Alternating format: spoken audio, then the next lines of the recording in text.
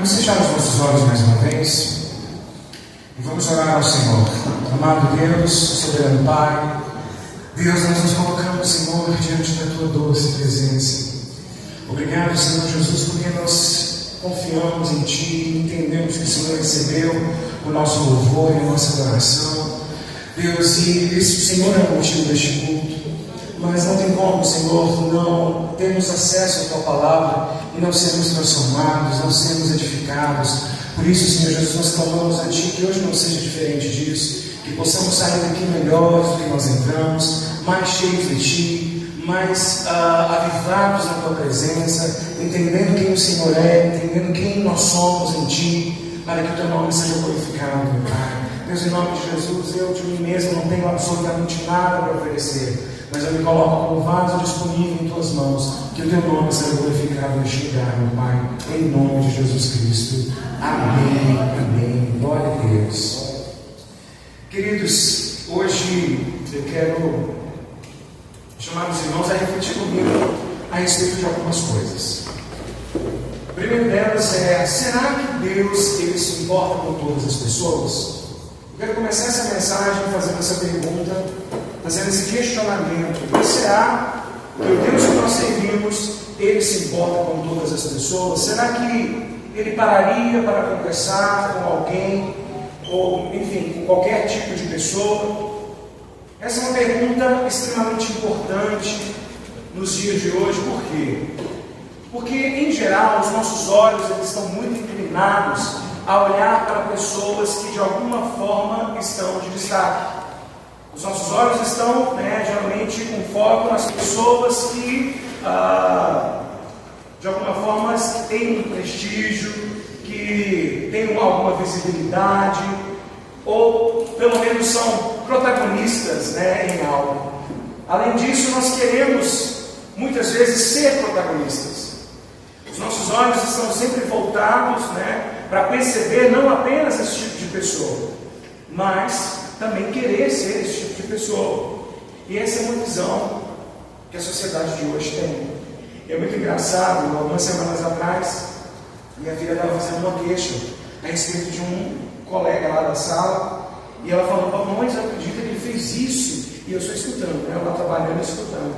Nossa, não sei o que e tal. E a minha esposa falou assim: nossa filha, mas muito feio, nem isso que ele fez. Ela falou: mamãe, sabe o que é isso?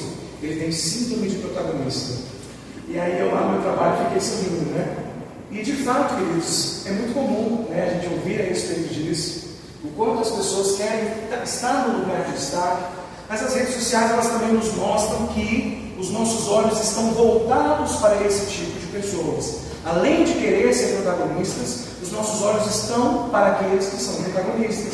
Se a pessoa faz um sucesso, se a pessoa de alguma maneira está sendo vista por muitas pessoas, cria em nós, gera em nós uma necessidade de acompanhar aquela pessoa, de acompanhar aquele determinado conteúdo, enfim.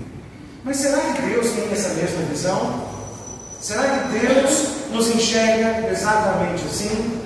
Será que existe lugar para pessoas que têm uma vida, um papel secundário? Será que Deus vê todas as pessoas e considera todas essas pessoas da mesma maneira? Eu quero iniciar com essas perguntas.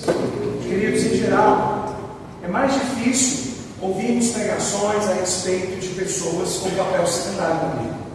Geralmente, nós falamos a respeito de Noé, afinal de contas, ele salvou a humanidade, construindo uma arca, ele é um herói da fé. Nós temos também, escutamos muito a respeito de Abraão. Ele não é só um herói da fé, mas ele é chamado de o pai da fé. Vou tomar uma água aqui que eu fiquei louco. Também chamado de pai da fé. Mas nós ouvimos também a respeito de Moisés, um libertador do povo, um homem que foi um líder tremendo, um líder extraordinário. Escutamos muito falar a respeito de Josué, que escutou a frase tão linda, ser forte e corajoso. E ele conquistou vários territórios ali de Canaã. É muito comum termos pregações a respeito de Davi, o grande rei que Israel teve. Mas também ouvimos a respeito de Pedro, aquele que começou a plantar a igreja em Jerusalém, que abriu as portas do Evangelho para tantos judeus, inclusive para gentios. Muitas pregações a respeito de Paulo, o maior evangelista que já existiu, um grande plantador de igreja. Então, em geral, as mensagens que nós ouvimos e os nossos interesses estão para esses grandes homens, essas grandes mulheres de Deus, como Débora, por exemplo, uma grande juíza, Ana, mulher de profeta mãe de um profeta tão extraordinário como Samuel. Mas o que a Bíblia nos conta a respeito de histórias de pessoas que não tiveram um papel tão extraordinário, pessoas que não estavam no protagonismo, pessoas que estavam, às vezes, parte da história, é mencionado na história, mas não necessariamente tem esse papel central. O que a Bíblia nos fala a respeito disso? Será que Deus ele só se revela a pessoas grandes, que fazem coisas tremendas, extraordinárias? Ou Deus se revela a pessoas comuns, a pessoas normais, a pessoas cheias de erros, como eu e como você? Talvez, queridos, por algumas vezes você já se questionou aí: será que Deus me vê? Será que Deus se importa comigo? Será que Deus olha para a minha vida? Será que em meio a tantas pessoas, aquilo que eu faço no meu dia a dia é importante ao ponto de chamar a atenção de Deus? A ponto dele me valorizar e a ponto, sendo quem eu sou, vivendo como eu sou? Eu creio que existem pessoas que podem fazer esse tipo de questionamento. Mas, meus irmãos, a mensagem de hoje não é sobre um protagonista. Nós vamos passar por 3 capítulos do livro de Gênesis. Pode abrir primeiro comigo. Gênesis capítulo 12. Depois nós vamos para o 16, depois nós vamos para o 21. Mas a princípio nós vamos ficar em Gênesis capítulo 12, a partir do versículo 10. Porque nesses textos nós vamos encontrar a história de Agar. Diga comigo, Agar. Gênesis capítulo 12, a partir do versículo 10. Queridos, a primeira menção que nós temos acerca de Agar não é uma menção tão explícita, tão escancarada, mas uma maioria absoluta dos estudiosos que entendem, que se debruçam dentro da história, eles entendem que Agar aparece pela primeira vez na história aqui em Gênesis capítulo 12. Nós vamos ler a partir do versículo 10, a gente tem um contexto um pouco melhor a respeito disso. Quem achou, diga glória a Deus. Glória a Deus. Quem não achou, diga misericórdia. Ninguém? Glória a Deus. Então vamos lá. Gênesis capítulo 12, versículo 10 diz: havia fome naquela terra.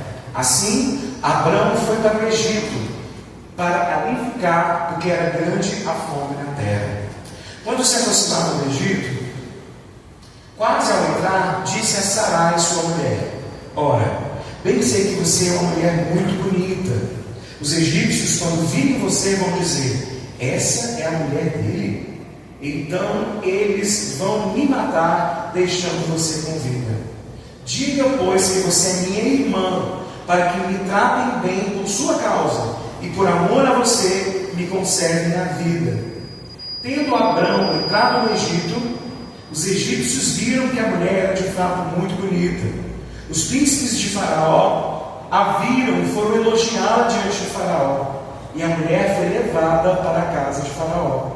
Este, por causa dela, tratou bem Abrão, o qual veio a ter ovelhas, bois, jumentos, escravos e escravas, jumentas e camelos.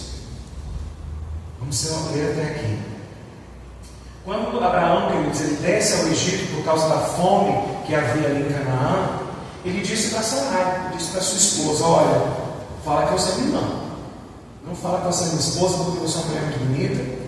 Eu sei que a sua beleza vai chamar a atenção dos egípcios, eles vão querer me matar para ficar com você, então o negócio vai ficar feio para o nosso lado. Então você vai falar que é minha irmã apenas, você não vai falar que é minha esposa, para que a gente consiga viver ali, e por causa disso, eu tenho certeza que eu vou ser muito, muito abençoado. E aí o que acontece? Sarai foi levada para estar com Faraó. E por causa dela, por causa da sua beleza, o texto diz no versículo 16 que Faraó tratou bem a Abraão. E por causa disso deu para ele presentes. Quais presentes foram esses? Ovelhas, bois, jumentos, escravos e escravas. Ou seja, Agar estava naquele meio. Agar foi dada como um presente para Abraão, para de alguma maneira alegrar o coração dele, de alguma maneira fazer um bom papel para quem sabe ele pudesse ter Sara como mulher. Então a maioria dos estudiosos entendem isso, que Agar, ela aparece pela primeira vez aqui, exatamente nesse contexto. Quando ele fugir da fome, ele vai até ali e acaba recebendo ela como presente. E no meio desses presentes, no meio desses presentes estavam ali escravos, camelos, jumentos, e no meio deles estava Agar, a escrava egípcia que se tornou serva de Sarai. Ela foi entregue, no meio, acho que tem nessa ordem, Eles falam a respeito de camelos, de jumentos, de jumentas, depois eles falam dos escravos, Então ela foi entregue para Abraão nesse contexto. Não diz exatamente que Agar foi entregue, mas a gente entende que se ele tinha essa escrava egípcia, e que se ele recebeu de presente escravos, foi nesse contexto que Agar aparece na vida dele. Depois disso, tem a segunda menção a respeito de Agar, que se dá em Gênesis 16. Aqui nós temos um relato um pouco mais extenso a respeito dela. Então volte aí, ou pelo menos, volte não, vá um pouquinho mais à frente, em Gênesis capítulo 16. Gênesis capítulo 16, nós vamos ler a partir do versículo 1, que diz assim: Ora, Sarai, mulher de Abrão, não lhe dava filhos, mas tinha uma serva egípcia chamada Agar. Então Sarai disse a Abrão: Eis que o Senhor me impediu de dar para os filhos. Tome, pois, a minha serva, talvez assim eu possa ter filhos por meio dela.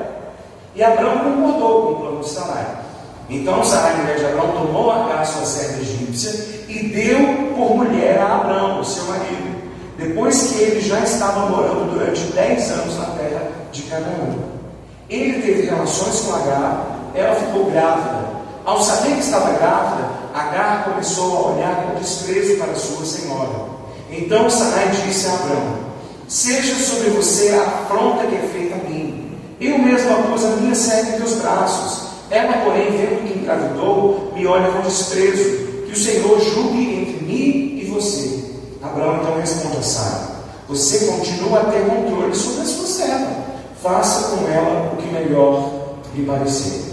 Então Sarai a humilhou e Agar fugiu da presença dela. Se em Gênesis 12 ela aparece como um objeto, algo dado de presente. Ela foi dada de presente junto com jumentos, com camelos. Agora no capítulo 16, mais uma vez ela é objetificada. Ela é vista e ela é tratada como uma barriga de aluguel. Às vezes a gente até pensa assim, Abraão e Sara, eles não confiaram em Deus, eles não confiaram que Deus poderia lhes dar filhos. Isso de certa forma, sim, é verdade. Mas a gente também precisa entender, talvez isso seja verdade não no grau que a gente costuma julgar. Nós precisamos entender que, até aqui na história, em nenhum momento, presta atenção nisso, em nenhum momento Deus havia dito a Abraão que a descendência viria por meio de Sara. Deus não havia dito isso. Até aqui Deus havia falado para Abraão que ele seria um pai de multidão, mas Deus não havia dito quem seria a mãe da criança.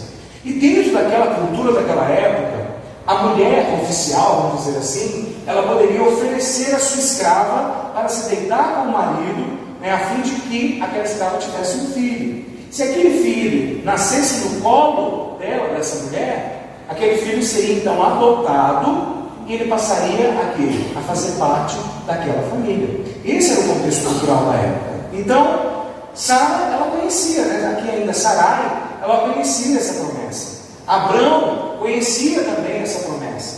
E Sarai disse, já sei, vou resolver o problema, vamos resolver esse problema. Agar, vem cá. Você vai ter um filho, mas esse filho não vai ser seu. Esse filho vai ser meu e a promessa de Deus vai se cumprir aqui. E Deus prometeu, então é por aqui. O caminho vai ser esse. Mas nós precisamos entender que, embora culturalmente isso fosse aceitável para aquela época, essa decisão não nasceu de fé, mas ela nasceu da ansiedade. Diga, essa decisão não nasceu da fé, mas nasceu da ansiedade. Quantas vezes Deus tem promessa para as nossas vidas? Quantas vezes Deus prometeu e nós, na nossa ansiedade, queremos ultrapassar o tempo, fazer antes da hora, e acabamos colocando o nosso jeitinho, colocando nossa mão para de alguma maneira acelerar aquilo que Deus prometeu fazer. Lá na frente a promessa ela se torna um pouco mais específica. Deus muda os nomes, de Abraão agora e de Sara, e ela recebe uma promessa de que daria luz a um filho no ano seguinte.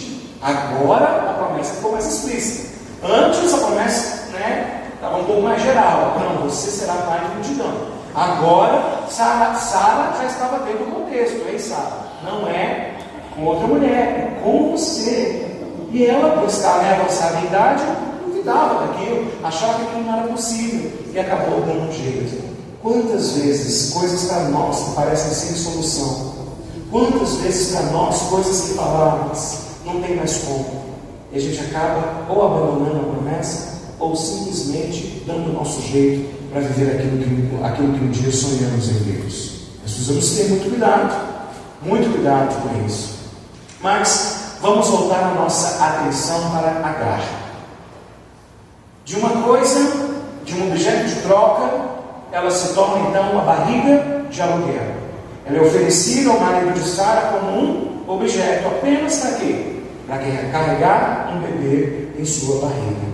E talvez você esteja se perguntando, mas diante de uma situação dessa, diante de uma situação de talvez abuso, onde está Deus nessa história?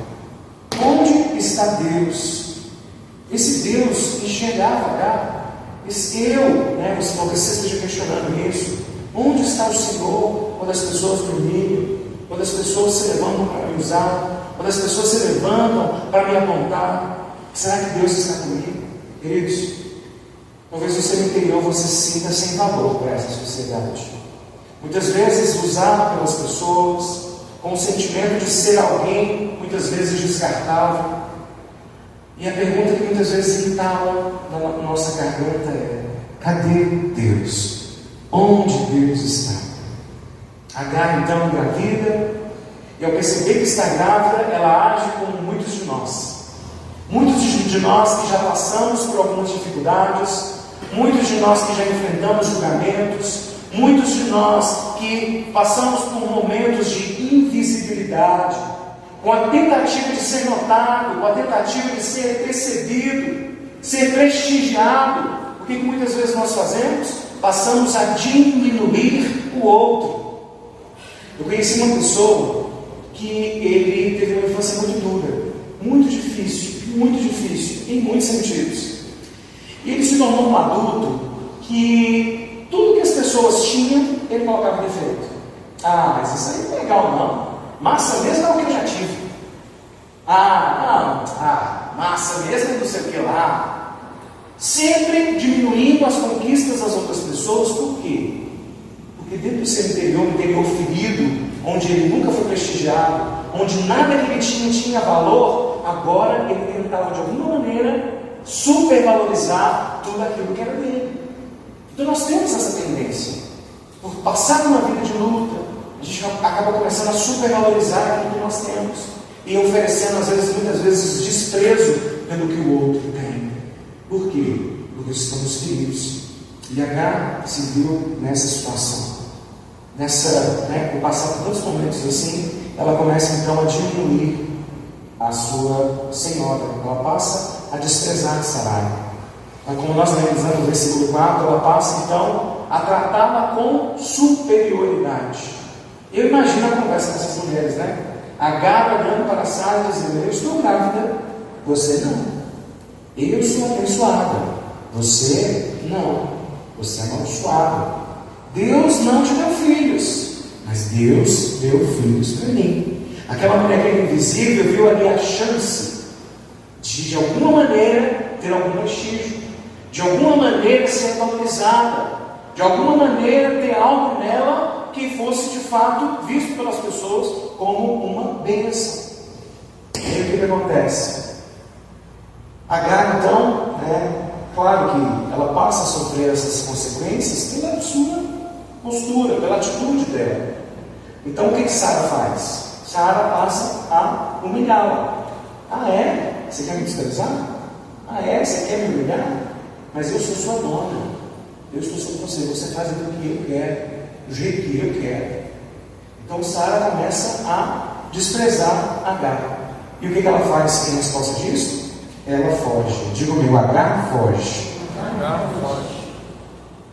O próximo lugar onde nós encontramos Agar é junto a uma fonte, no deserto de Sur. E o deserto de Sur ele era exatamente um lugar de caminho, onde se passavam as caravanas que saíam de Canaã e iam para o Egito. Então, ela de alguma forma está querendo voltar para casa. Ela está querendo fugir dali. Queria voltar para casa, queria voltar para a terra dela. Mas se sentindo extremamente humilhada. Imagina, estrangeira, escrava, trabalhadora doméstica, barriga de aluguel, comparada a camelos e jumentos. Hoje, a vida dos estrangeiros já não é fácil. Imagine só naquele tempo, gente. Existia um preconceito absurdo com pessoas de outras nações. E ela precisou enfrentar esse preconceito. Ela precisou olhar para si mesma, se ver no meio de jumentos e camelos ali, e ver que o seu valor estava equiparado a eles, talvez até menor do que aquilo. Mas ela decide então voltar para casa. Ela se cansa de toda aquela pressão e decide fugir para nunca mais voltar. Afinal de contas, quem é que se importaria com ela? Quem é que ia se importar com ela? Quem era Agar? Quem se importaria com uma pessoa assim? Uma pessoa que é tratada como coisa, como objeto, um objeto desprezado, alguém que as pessoas olham e dizem: você é estrangeira, você não faz parte do plano. Quem é que se importaria com esse tipo de pessoa? Mas eu quero te dizer, Deus se importa. Diga comigo, Deus se importa. E aqui, queridos, nós temos uma das primeiras e mais claras manifestações do anjo do Senhor nas Escrituras. Uma revelação divina muito profunda, muito pessoal e muito transformadora. E é isso que acontece justamente com quem? Com Agar. Lá está ela, junto da fonte, lá no caminho de Sur. E quem aparece para ela? O anjo do Senhor. E ele pergunta: Agar, serva de Sarai, de onde você vem? Para onde você vai? Perceba que naquele lugar o anjo do Senhor chama Agar pelo seu nome. Ele diz quem ela é, a quem ela pertence, e ainda questiona para onde ela está indo. O anjo do Senhor a chama pelo nome, fala da gravidez dela, diz que o bebê seria homem e que se chamaria Ismael, e que esse menino viveria muitos e muitos anos, teria filhos e uma descendência muito numerosa. O anjo do Senhor diz para ela no versículo 10 assim: aumentarei muito a tua descendência, de maneira que não poderá ser contada. Queridos, Deus estava prometendo para ela uma numerosa descendência. Deus estava falando para ela que havia cuidado e socorro naquele deserto. Deus estava falando para ela que havia sobrevivência e que haveria um futuro para o seu filho Ismael. Quem é que dá valor a uma pessoa assim? Deus. Quem é que se importa com uma pessoa assim? Deus. Deus se importa. E não é por acaso, queridos, que essa experiência marcou de maneira tão profunda a vida de Agar. De uma profundidade tão grande, que o que ela faz? Quando ela percebe que quem havia falado era o Senhor, o próprio Senhor, ela dá àquele poço o nome que aparece no versículo 13: Tu és o Deus que me vê, El Roi. E olha que dado extraordinário. Agar, essa mulher não vista, invisível, objetificada, é a primeira mulher na Bíblia a nomear Deus. Deus que me vê, Deus que me viu, Deus que me vê. El Roi. Eu imagino a alegria daquela mulher por ter esse encontro.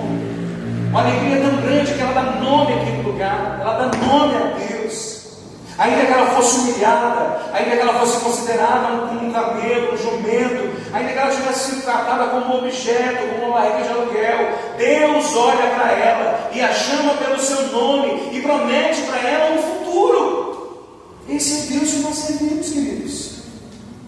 Eu quero dizer nessa noite, queridos, há um futuro para você, há um futuro para a sua casa, há um futuro para o seu casamento, há um futuro para os seus filhos, em nome de Jesus. E nós começamos com um questionamento, e agora eu quero afirmar: Deus não vê apenas os personagens principais, Deus também vê os coadjuvantes. Deus se importa e Deus, Ele faz promessas. Talvez você tenha sempre se enxergado como um coadjuvante, alguém que nunca está em evidência. Você pode não estar em evidência para o mundo, mas Deus te vê. Há evidência na sua vida aos olhos de Deus. Deus te enxerga e Deus tem promessas para a sua vida, em nome de Jesus. Agar, então, ela ouve a palavra do anjo e ela decide voltar para casa, e ela decide se submeter a Sarai. Olha só quanto foi poderoso esse encontro. Ela estava decidida, ela já tinha fugido, mas aquele encontro foi tão poderoso, ela se sentiu tão abraçada pelo Senhor, que ela: olha, eu vou voltar, eu vou me submeter, porque o Senhor é comigo, mesmo no meu lugar de invisibilidade, mesmo no meu lugar, no lugar onde eu sou objetificada, o Senhor vai me fazer prosperar, o Senhor tem um futuro para o meu filho. E assim ela fez. Ela volta, e decide continuar submetendo a Sarai. E aí tem um lapso de tempo. Agar agora vai aparecer novamente lá no capítulo 21, quando Isaac nasce. Depois que Isaac nasce, completa mais ou menos 3 anos. A gente sabe disso porque a Bíblia diz que ele estava sendo desmamado, o período que ele estava sendo desmamado. E naquela cultura, geralmente as crianças eram desmamadas a partir dos 3 anos, Então Isaac nasce, Isaac completa 3 anos e ele está sendo desmamado. Agora Ismael. Quem é Ismael? O filho de Agar. O que ele faz? Ele começa a zombar de Isaac. Ele agora começa a olhar para o seu irmão e ele começa a zombar dele, a diminuir Isaac. Ou seja, ele começou a fazer exatamente aquilo que a mãe dele havia feito contra Sara 15 anos atrás. 15 anos atrás, Agar ficou grávida, passou a desprezar Sara. 15 anos depois, é o filho de Agar que faz isso com o filho de Sara. E Sara tem a mesma reação. Ela diz o seguinte: esse menino não pode permanecer aqui. Nem ele e nem a mãe. Parece que a história se repete, não é? Às vezes as pessoas cometem os mesmos erros e vivem as mesmas consequências. Digo com misericórdia. Ismael parece não ter aprendido com aquilo que a mãe viveu. E passa a viver a mesma coisa e acaba vivendo o mesmo desfecho. O que Abraão faz? Abraão coloca água sobre os ombros de Agar e a expulsa. Agar e Ismael, expulsa do plano. E o texto diz que Agar sai sem rumo. Lá no versículo 14 do capítulo 21 diz assim: levantou-se Abraão de madrugada, tomou o pão e um odre de água, pôs-lo sobre as costas de Agar, deu-lhe o menino e a despediu. E ela saiu andando sem rumo pelo deserto de Berseba. De repente, o que acontece? A água acaba. Digo comigo, a água acaba. Tem como viver sem água? Ela estava rodeada de um deserto. Não havia água por perto. Aquela água que ela tinha carregado, que Abraão deu ali para ela levar, havia acabado. Então ela entende: agora vai morrer meu filho e vai morrer eu. E o que ela faz? Ela coloca o seu filho debaixo de debaixo dos arbustos ali. E ela se afasta. E a Bíblia diz que ela se afasta a uma distância de um tiro de arco. Ou seja, é longe, mas é um longe que dá para você ver onde está. Por quê? Porque ela não queria ver o seu filho morrer. E aí o que ela faz? Afastada, olhando no meio do seu desespero, ela levanta a sua voz e chora. Eu imagino Agar chorando de maneira copiosa. Porque, queridos, quem é que quer ver um filho passando dificuldade? Quem é que quer ver um filho sofrendo? Ver o filho tendo sede e não ter algo para dar? A situação dela é muito complicada. Mas quem era Agar? Quem é que iria se importar com ela? Será que alguém se importaria com a dor de Agar? Nós vemos no texto que, mais uma vez, Deus se importou. Lá do céu, queridos, os anjos de Deus, o anjo de Deus, ele chama Agar, abre os olhos dela e ela vê que ali, bem diante dela, havia um poço. O que tem poço? Água. Era tudo que ela precisava naquele momento. Ela pega a água, ela dá de beber ao menino e ela o leva para o deserto de Parã. Lá o que acontece? Ismael, como consegue uma esposa egípcia, se casa e vem a ser pai de multidão. Muitas pessoas, a descendência dele também é enorme, porque Deus havia prometido. Queridos, existem muitas pessoas que se sentem como Agar, invisíveis aos olhos dos outros. Pessoas que se sentem como Agar e têm esse sentimento de que ninguém se importa, nem mesmo Deus se importa. Mas Deus faz questão de incluir a história de Agar nas Escrituras para quê? Para que eu e você saibamos que Deus vê as Agares, os Agares. O Senhor nos vê. Deus nos vê. Ele se revela de maneira particular a essas pessoas. Deus nos enxerga. É interessante, queridos, notar que o nome Agar significa nômade ou fugitiva. Talvez você esteja assim. Talvez você não se chame Agar, mas você talvez esteja fugindo dos problemas, fugindo daquilo que você não esperava que aconteceria com a sua vida, mas acabou acontecendo, tentando encontrar um lugar para se achar, enxergando muitas situações que aconteceram na sua vida e pensando: eu estou sendo empurrado de um lado para o outro, eu estou sendo expulsa, eu estou fugindo, as coisas não deram certo ao meu redor. E você se pergunta: será que a minha vida faz sentido?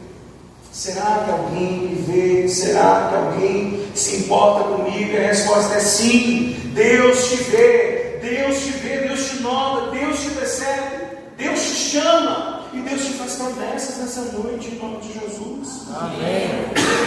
Ele se importa. Deus está dirigindo a sua história, queridos. Ele está marcando encontros com você, talvez você não esteja percebendo. Talvez você ainda não tenha percebido esses encontros que Deus já teve com você. Se os outros não te percebem, eu quero te dizer que Deus te percebe. Se os outros não te veem, eu quero te dizer: Deus te vê. Se você acha que você está sozinho, eu quero te dizer: você não está, porque o Senhor é contigo. E se você acha que não merece nada da parte de Deus, eu quero dizer que você não merece mesmo. Não merecemos, querido.